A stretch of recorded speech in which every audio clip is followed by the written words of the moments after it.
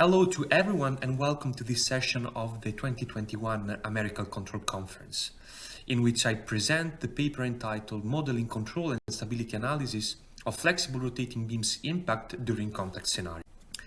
The principal objective of this paper is to find the solution properties of the model of a controlled rotating flexible beam that enters in contact with an external environment. So, in this presentation, we will first introduce the framework of switching semilinear operator systems.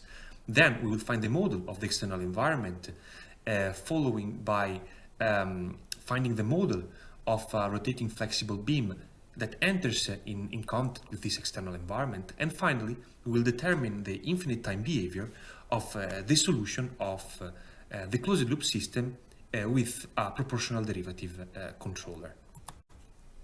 We consider in the following switching semilinear equation, where we consider an hybrid state composed by a continuum state X belonging to a state space capital X and a discrete state M that belongs to a discrete space capital M that is defined as an interval of the set of natural numbers. Then we consider AM linear operators that are associated to a certain discrete state that are defined on a common domain, such to avoid some problems during the switching times.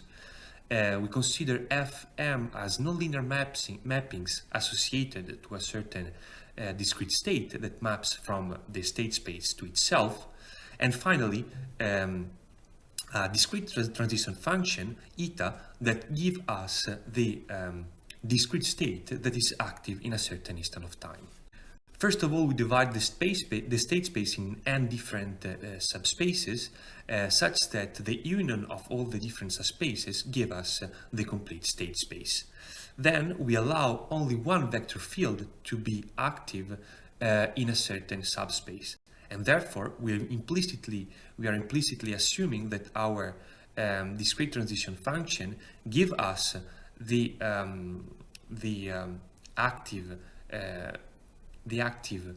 discrete state in a certain instant of time, dependingly on the position of our state inside the state space, and in particular if it belongs to a certain subspace or another one.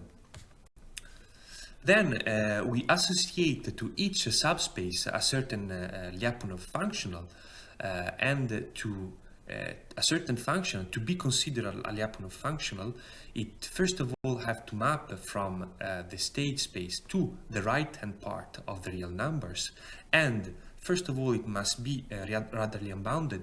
That means that if the norm of the states goes to infinite, also the functional have to go to infinite.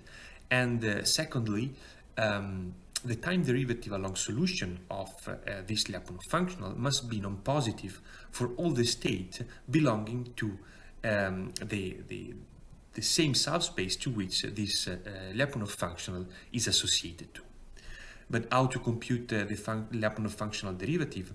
In each subspace, the time derivative corresponds to the multiplication between the Frechet derivative of the Lyapunov functional with the vector field associated to the same subspace to which the Lyapunov functional is associated to, and must be non-positive.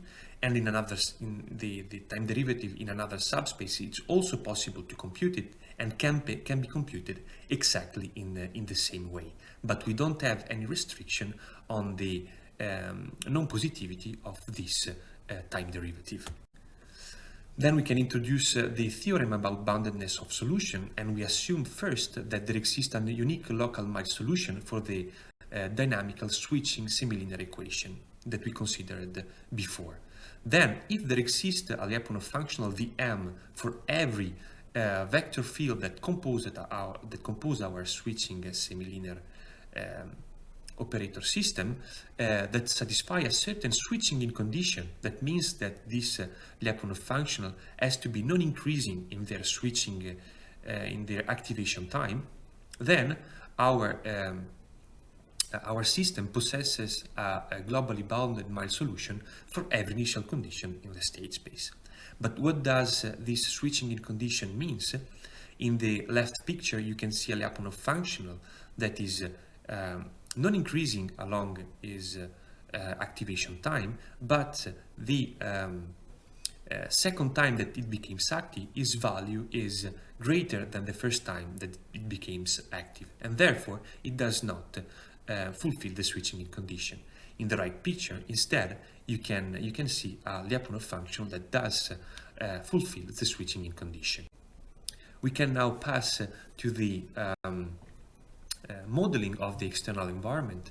In particular, in a paper of 1975, the author Kenneth Hunt proposed to model the contact, the impact of an object with an external environment with a force that is zero in non-contact times, and it is equal to the parallel between a nonlinear spring that depends on the nth power of the deformation of the external environment and a nonlinear damper that its coefficient depends also on the nth power of the deformation of the environment.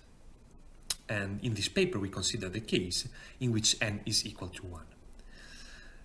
Then we define the function eta that distinguishes between the contact and non-contact scenario.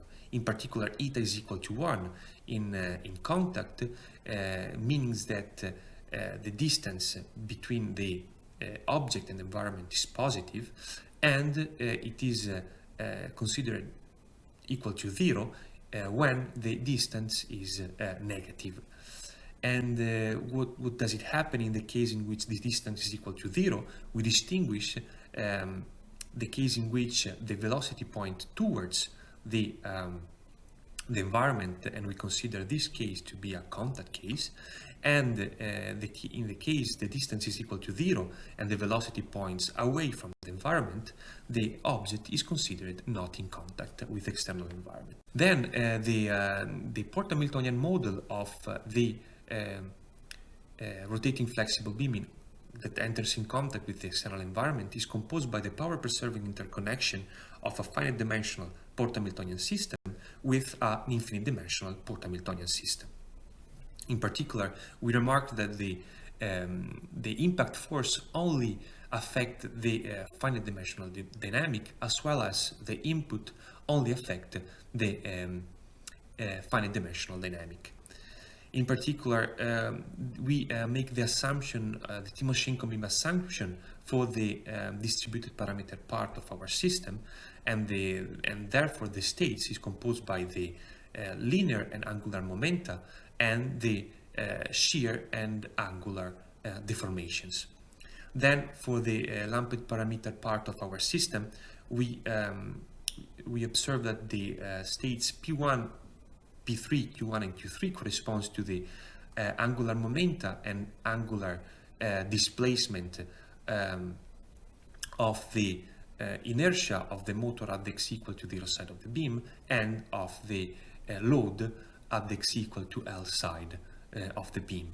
And in particular, we want to remark the state P2 and Q2 that corresponds to the momenta, the linear momenta of the load at the x equal to L side of the beam, and of the linear distance between the load and the environment, and therefore it will be this variable that give us the condition if the load is or not in contact with the external environment. Then we apply a proportional derivative control, where we assume that the parameter Q1 naught is positive, such to have our equilibrium position in contact, and we make a change of variable with respect to the equilibrium point.